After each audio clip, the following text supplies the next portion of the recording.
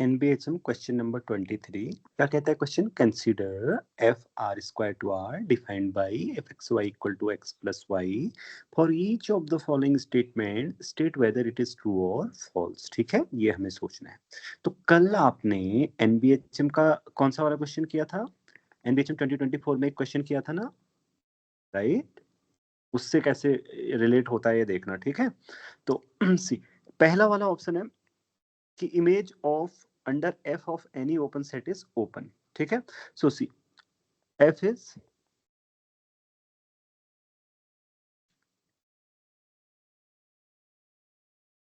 Linear transformation.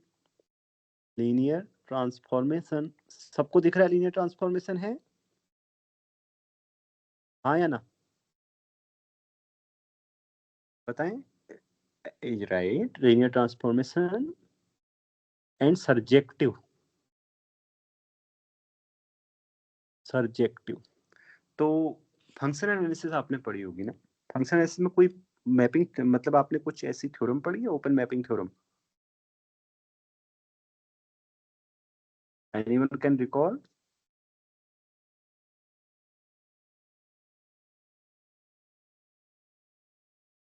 No one?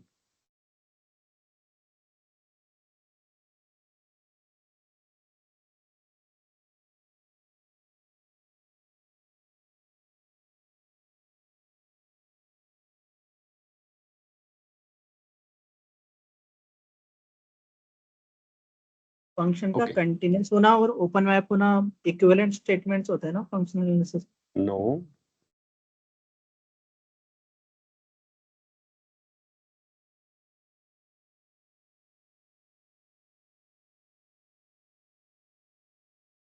चलो क्या होता है बताओ? बैनिक स्पेस में होती है ओपन मैपिंग थ्योरम। ये दोनों बैनिक स्पेस है या नहीं, पहले ये बताओ, उसके बाद बताऊंगा मैं थ्योरम क्या होती है फिर आपको। Banach space. हाँ, दोनों बैनिक स्पेस है। ओके, कंप्लीट है ना? Complete norm space, norm vector space है या नहीं है? R square and R is complete ना, आप पढ़ते तो हो। चलो आर भी कंप्लीट होता है, आपको पता है आर स्क्वायर भी कंप्लीट होता है। तो सी ओपन मैपिंग थ्योरम को मैं स्टेट कर देता हूँ यहाँ पे, ठीक है? ये तुम और जगह भी यूज कर सकते हो, मतलब तुम डायरेक्ट भी कर सकते हो चाहो तो, कुछ कैलकुलेशंस करके। लेकिन मतलब ऐसी चीजें यूज करना सीखो एग्जाम में जहां तुम जल्दी से क्या कर सको, कंक्लूड कर सको इस टाइप के क्वेश्चंस को। तो ओपन मैपिंग थ्योरम क्या कहती है, देख लो। एनी सर्जेक्टिव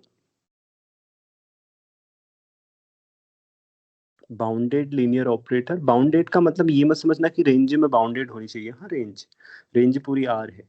तो बाउंडेड का मतलब ये होता है norm of T x is less than equal to c times norm of x for some c greater than 0। ठीक है, so surjective bounded operator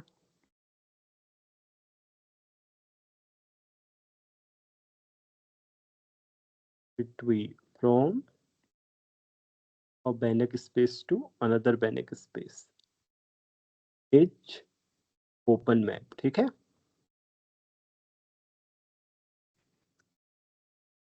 another Banach space is open map।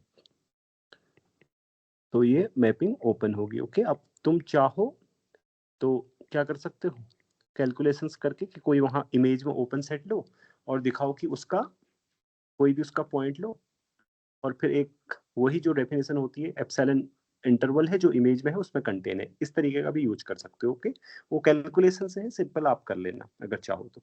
वो मैं नहीं कर रहा हूँ, मैंने आपको एक अच्छी चीज बता दी, एमएससी के स्टूडेंट हैं आप।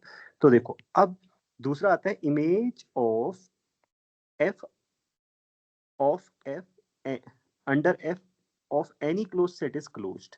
तो फिर रिया तुमने हाथ खड़ा किया था, इसमें बताओगी ये फॉल्स है या ट्रू है?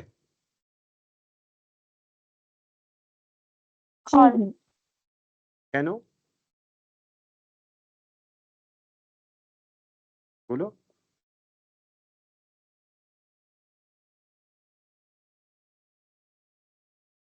जल्दी बताओ क्यों है फॉल्स? क्लोज 0,1 लिया था, फिर मैप किया था, फिर 1/n आ रहा था। मैंने सोचा वो तो क्लोज तुम बोल नहीं रही है। हो क्लोज 0/1 कहाँ से आया? मतलब आर स्क्वायर का सबसेट, क्या आर स्क्वायर का सबसेट है? तुम लोगों ने कल से भी देखो अनुमान लगाना चाहिए था बच्चों। Take a equal to n, Z√2 नहीं Z√2 नहीं लेना है, ठीक है? वो डेंसी नहीं है, सॉरी वो क्लोज्ड है या नहीं है पहले चेक करो, ठीक है? वो भी ले सकते हो, पहले इसको देखो। वो नहीं ले पाओगे, ये तुमने कल सीखा है या नहीं सीखा था? ये क्लोज्ड है या नहीं है बताओ फिर, तो भी तो मैंने ये क्वेश्चन आज लिया है और थोड़ी लिया है। It's closed in are square, ठीक है? देखो क्यों है क्लोज्ड, क्योंकि ये सीक्वेंस है, सिंपली सीक्वेंस है। ये डिस्क्रीट है बिकॉज इट इज डिस्क्रीट, हाँ, बिकॉज ए इज डिस्क्रीट, कोई लिमिट पॉइंट नहीं है ऊपर वाली सीक्वेंस का, ठीक है? या कोई है लिमिट पॉइंट बताओ, is there a limit point? नहीं, राइट? पहला वाला पॉइंट निकालोगे ऐसे, दूसरा वाला पॉइंट निकालोगे फिर ऐसे, ये इन्फिनिटी की ओर जाएगी। ओके, आप निकाल के चेक करो कहाँ पे आ रहे हैं, ठीक है? ये जैसे पहला वाला पॉइंट, एक दो पॉइंट निकाल के देखना, इसके 1 पुट करना, तो क्या आया? 1 और 0 आया ना, 1 और 0 यानी कि यहाँ पे आया देखो। फिर उसके बाद दूसरा पॉइंट निकालोगे तो 2 कितना आएगा? -2 प्लस 1/2, तो 3/2 माइनस का, तो कहाँ आ जाएगा? इधर को जाएगा, सॉरी, ये माइनस का 3/2 मीन्स नेगेटिव में आ जाएगा, और 2 इस तरीके से, राइट? तो इस तरीके से सीक्वेंस फिर कैलकुलेट कर सकते हो ना तुम लोग। मतलब क्या जाएगी? इन्फिनिटी की ओर जाएगी, दिख भी रहा है, limit and tending to infinity लगाओ, ये भी इन्फिनिटी, ये भी, ठीक है? तो समझ में आ गया ना सबको डिस्क्रीट है करके? डिस्क्रीट का मतलब सिर्फ ये समझो, तुम अगर समझना चाहोगे तो आपको आना चाहिए, प्रिसाइजली लिखना भी आना चाहिए। मैं लिख नहीं रहा हूँ यहाँ पे, सिर्फ बोल रहा हूँ चीज को, ठीक है? आप बोलोगे क्यों है discrete? Because it's a sequence properly diverging to infinity, ऐसे बोल सकते हो। अदरवाइज सीख के चलो, पहला पॉइंट इसका कहाँ है, इस तरह अगर लोकेट करोगे तो ना तुम पॉइंट को पाओगे कि एक डिस्क आप आराम से लिख सकते हो जिसमें कोई और पॉइंट नहीं है, ठीक है? हर किसी पॉइंट के बाद। Is it okay? So it has no limit point, right? Okay. So because A is discrete, अब इसका सम एफ के अंदर इमेज लो तो आप एफ ए एन प्लस क्या आएगी? 1/n टाइप के element, n belongs to natural number. क्या ये क्लोज्ड है? Is it closed? जल्दी बोलो। No sir. No, right. So अब बना लोगे एग्जाम्पल? नो, पक्का? तो क्लोज की इमेज क्लोज्ड हो, ये फॉल्स है, ठीक है? तो अब आपको मतलब सर लग रहा है ना, कल भी आपने ये किया था, है ना? कल किया था ना ऐसा? फिर वही तो, देखो कुछ जो चीजें आप सीख रहे हो एनबीएच में, वही तो तुमको अप्लाई करनी है। आप उसको भूल गए तुम, उसके बारे में थोड़ा सा भी सोच लेते हैं। यहाँ जैसे a+b टाइप का दिखाई दे रहा है, हाँ, लेकिन वो एग्जैक्टली वैसा नहीं है जैसे तुम बोल रही हो Z√2 टाइप। लेकिन यहाँ पे क्या होगा, जैसे तुम क्या लोगी, अगर Z√2 टाइप लोगी, इस तरफ Z ले लोगी, यहाँ मतलब फिक्स फिक्स किस टाइप का लोगी, जैसे n लोगी, n√2 लोगी ना, इस तरीके से। तो यहाँ फिर ये ऐसा मतलब डिस्क्रीट क्लोज्ड का क्लोज ही आएगा, ठीक है? यहाँ पे वो Z+Z√2 बन नहीं पाएगा, समझिए? क्योंकि यहाँ पे सेम सेम आएंगे, अलग अलग सम टाइप का नहीं आएगा। n+m√2 टाइप का बनाना है तो फिर देखना होगा तुम्हें क्या एडजस्टमेंट कर सकते हैं। तो ये सबसे इजी है यहाँ पे समझ। अब ये कैसे बनाया, क्या बनाया, आप खुद ही समझो कि आपको पता है कि ये सेट आपका क्लोज नहीं है, क्या इसको लाया जा सकता है? अगर इसको लाया जा सकता है तो क्या किया जाए भाई? x+y=n, तो आप सोचोगे कि n रखा जाए x=2, और फिर दूसरी तरफ भी क्लोज बनना चाहिए, ये ध्यान रखना, ठीक है? इस तरफ क्लोज नहीं बनाना है। और फिर क्यों ना ऐसा रख लिया जाए, क्या वो क्लोज बन रहा है? हाँ भाई वो क्लोज बन रहा है, बस बात बन गई, ऐसे सोचेंगे। अब 50 चीजें आप करोगे करने से पहले, आप डायरेक्ट ये थोड़ी लिखोगे take a=this and this happens, ऐसा तो नहीं लिखोगे ना डायरेक्ट, पहले सोचना पड़ेगा। तो ऐसे सोचेंगे, ठीक है? अब सब सोच लेंगे ना इसको, अब इजी लग रहा है ना? Okay, image of under f of any dense set is dense, ठीक है। अब बोला है कि डेंस सेट की इमेज डेंस होगी, इसको कैसे सोचेंगे, सही होगा या गलत होगा?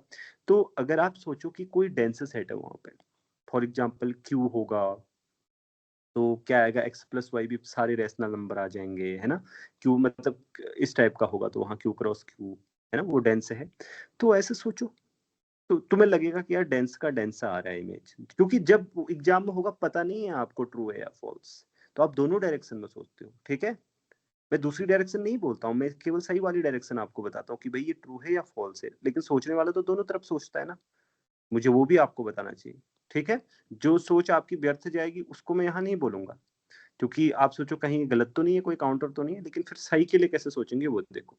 सही के लिए बच्चों आपको करना क्या है, क्या इजी है वो भी देखो।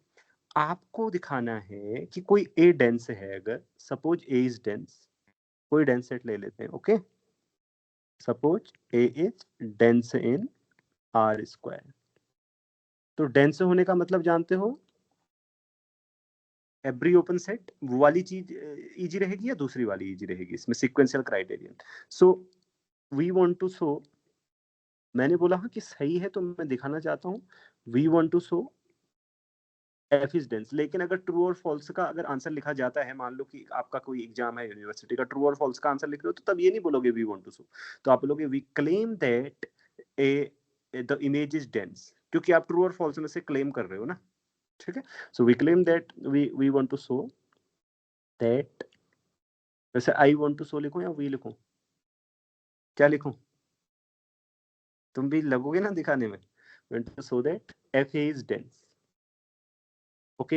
हाउ टू शो, तो देखो अगर आप एफ ए को डेंस दिखाना चाहते हो, ए आपका डेंस है, आप कोई भी पिक पॉइंट करोगे आर से, तो आपको एफ ए में एक सीक्वेंस दिखानी पड़ेगी जो किस पर आए, ए पर आए, ठीक है, दिखानी पड़ेगी ना। मैंने क्या बोला कि अगर आप कोई भी पॉइंट, डेंस का मतलब ये सब लोग जानते हैं कि डेंस सेट का मतलब, अगर ए किसी सेट को डेंस दिखाना चाहते हैं आर में, तो S closure equal to R है।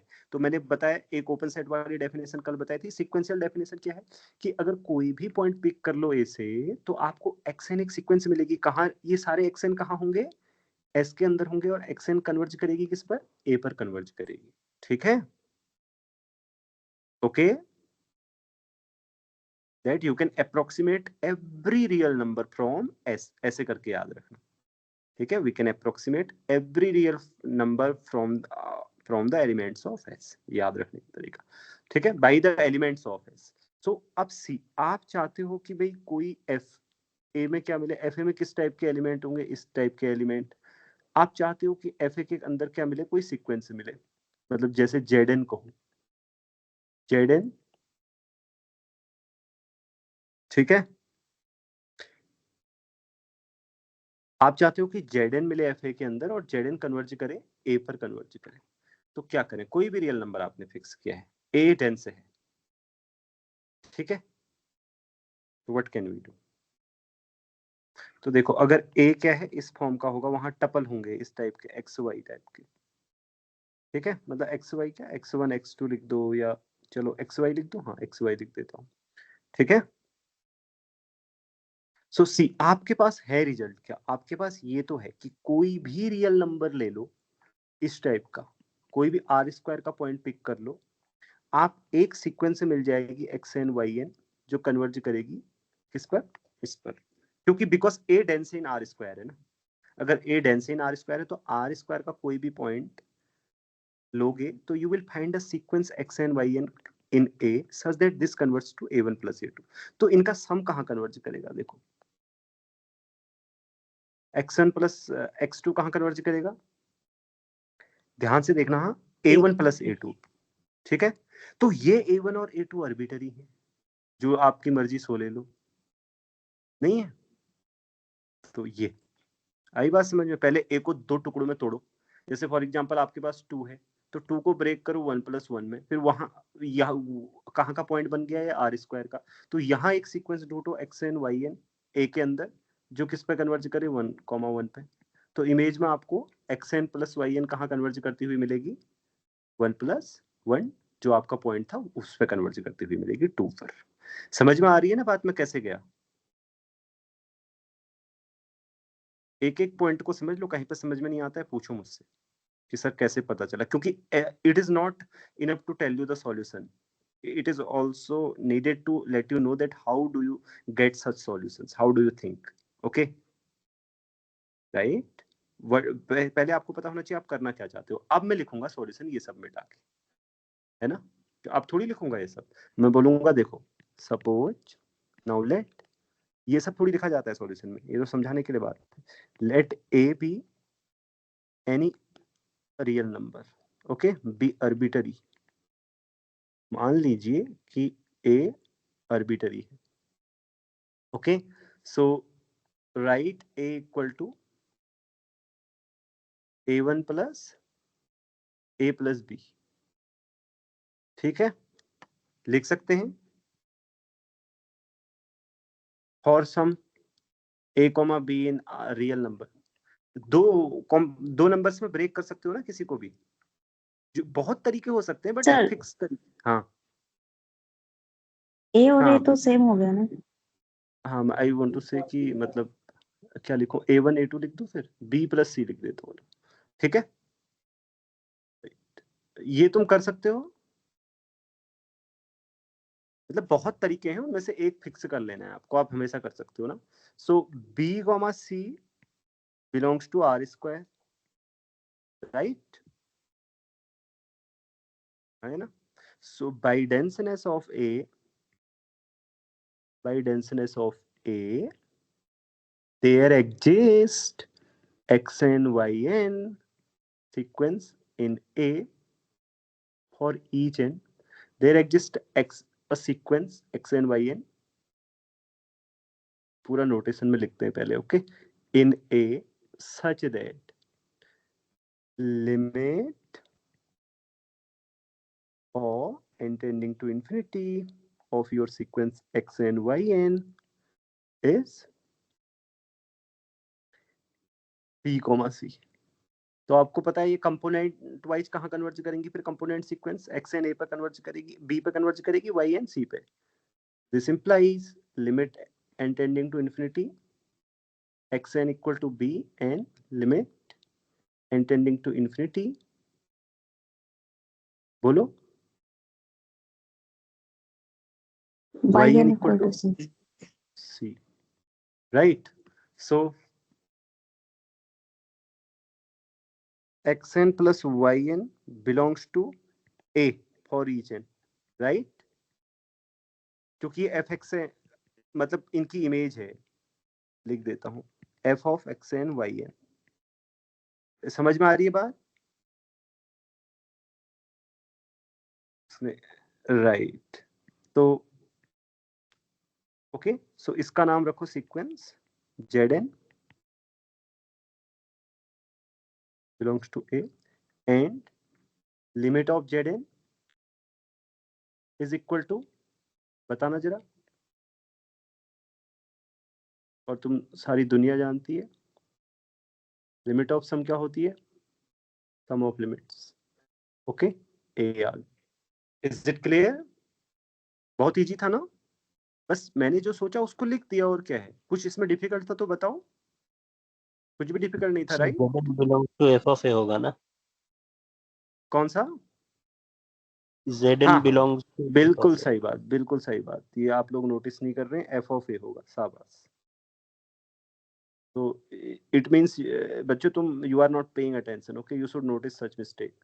एफ ऑफ ए इमेज में होगा वो, उसकी ए की. तो इमेज में हमने एक सीक्वेंस ढूंढ दी, इसका मतलब इमेज डेंस है. So f is dense in R. तो डेंस की इमेज डेंस होगी, इसलिए इसको क्या लिख देंगे, ट्रू. ठीक है, देखो कोई प्रॉब्लम तो नहीं है कहीं पे, कोई नहीं है. अब आती है डिस्क्रीट की इमेज डिस्क्रीट होगी, इसके बारे में क्या विचार है?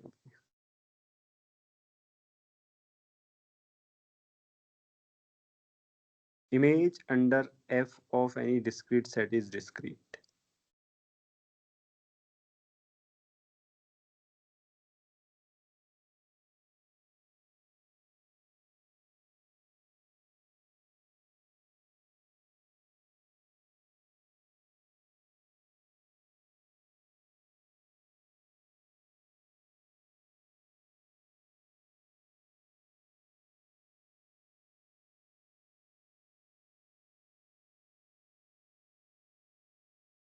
देखो सिंपल, इसमें क्या सोचना है आपको ये सोचना है, इसको क्या करना है कि कोई भी आर स्क्वायर में सेट है, मैंने 3 आपको ऑप्शन करके बताए, चौथा ऑप्शन आपको सोचना चाहिए, let me leave it as a homework. Sir हाँ बोलो।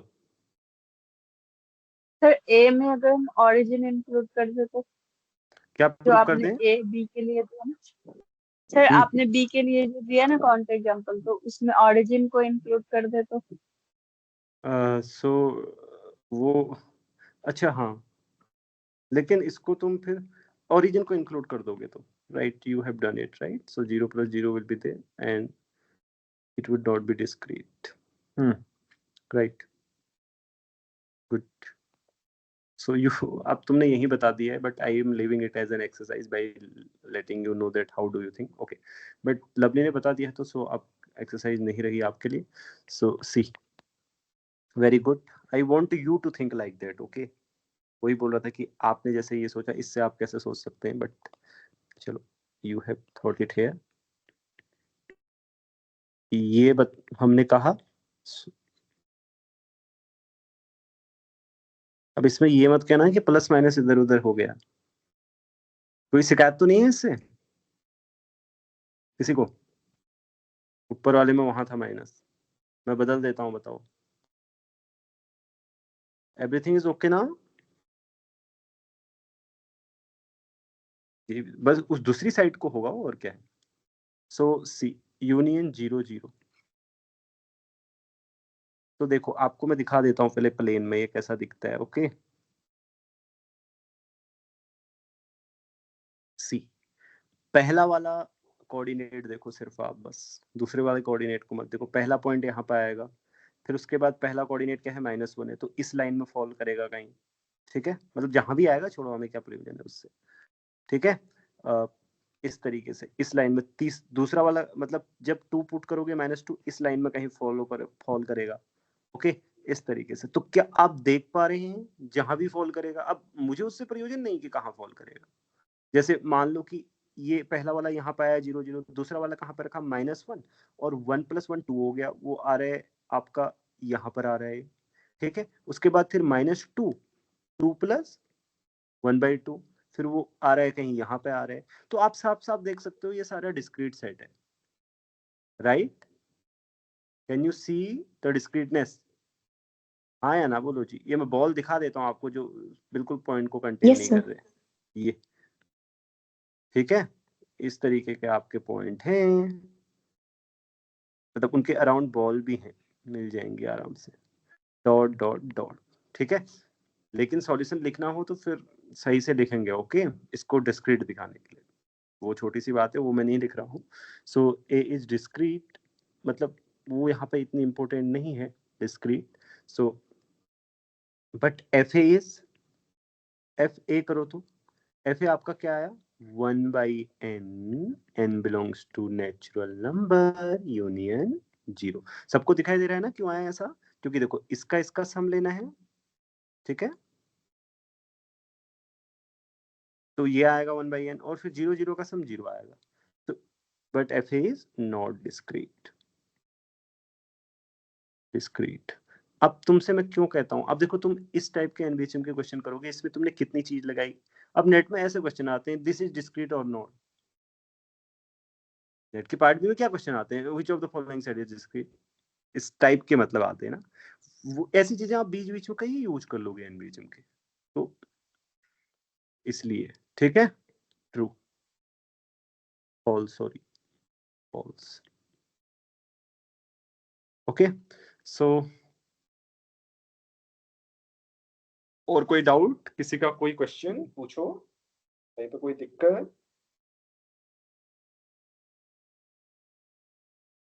सर सर ये जो फंक्शन है दे रखा है f(x, y) = x + y, ये तो एक पॉलिनोमियल फंक्शन है।